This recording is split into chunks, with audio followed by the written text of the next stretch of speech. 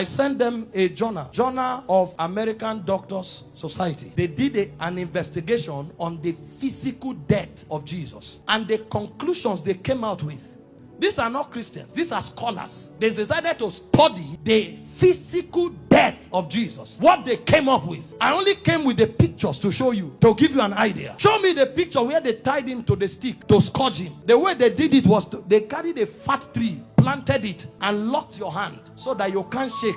That means when they are scourging you, you can't turn. And they stripped you naked when they scourged you. The cane they used to whip you, they attach bones and metals to it. So anytime they wipe you, it pulled off your skin. There were records that said they whipped somebody like that and the thing tore the intestine and things came out. Somebody else was scourged like that. The whole back was peeled off. They saw bones. That's how the thing enters. They whip you and tear your skin. So every time they wipe you, if they pull it, your skin comes out. So that when they finish beating you, because of the volume of fluid you will lose, you will die of taste. If you don't die of heart failure. This is scourging. And the Romans don't flog 39. It's the Jews that flog 39. The Romans flog until they are tired. So the people beating you, they will beat you until they faint. When they finish scourging you like this, if life remains in you, then mercy spoke for you. After they scourged him, they now took him trekking with the cross for close to 1 kilometer to Golgotha. He lost so much weight that short journey he fell 3 times. He couldn't walk and nobody would give him anything to drink. Historian said when his face was wiped, blood stains crested the mark of his face on the handkerchief. Everywhere was bleeding. Can I show you the scripture that described this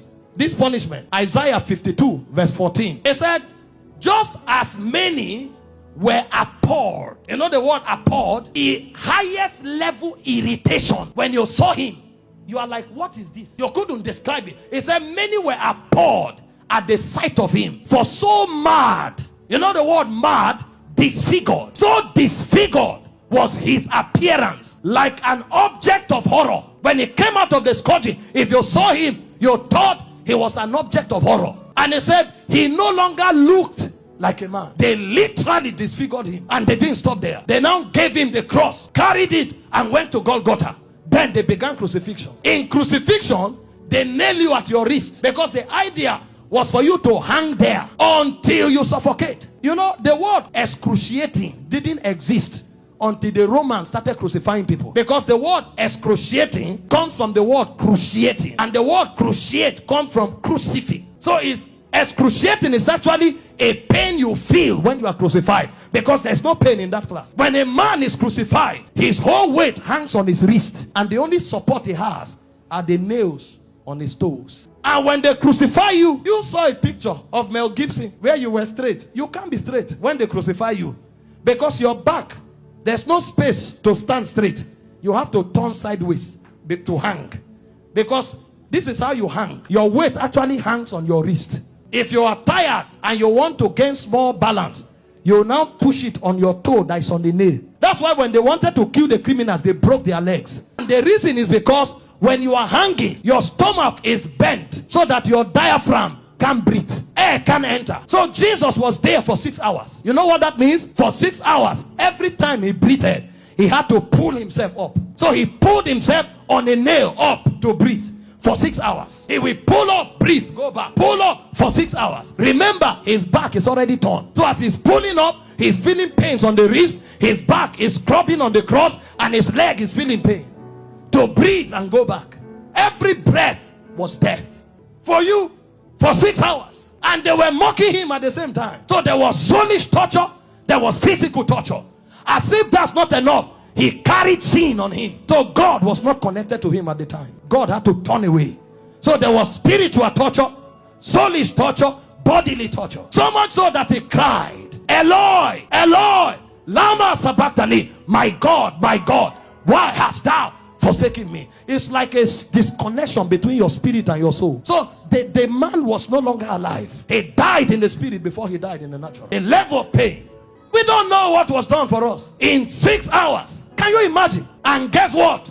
His mother was there. Can you stand naked before your mother? This is the man that the mother saw do wonders. How come? Imagine when he looked at their faces. See what you'll be interpreting. Some are saying, why? How come? Why can't you do anything today? Then the Jewish people were mocking. Physician, heal yourself. Fake prophet. I thought you said you had miracles. Why don't you come down?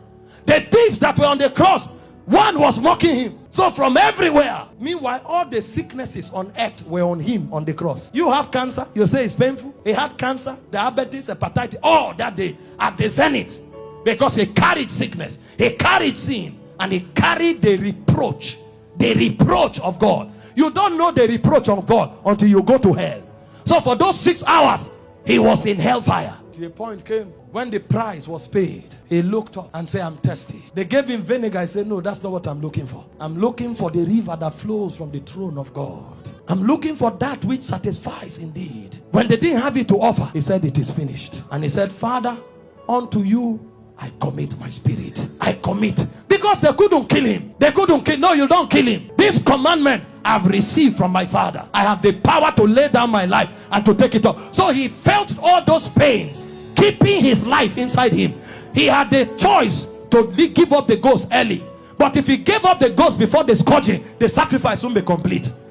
That's where it is more painful. He had the power to say, no, now I depart. But he kept his life and suffered the pain. From the scourging, to the shame, to the reproach, to the embarrassment, to the flogging, to the crucifixion, until he checked and saw that the sacrifice was complete. Because he had the choice of letting you go to hell or of keeping you while he stays in hell. He chose to stay in hell.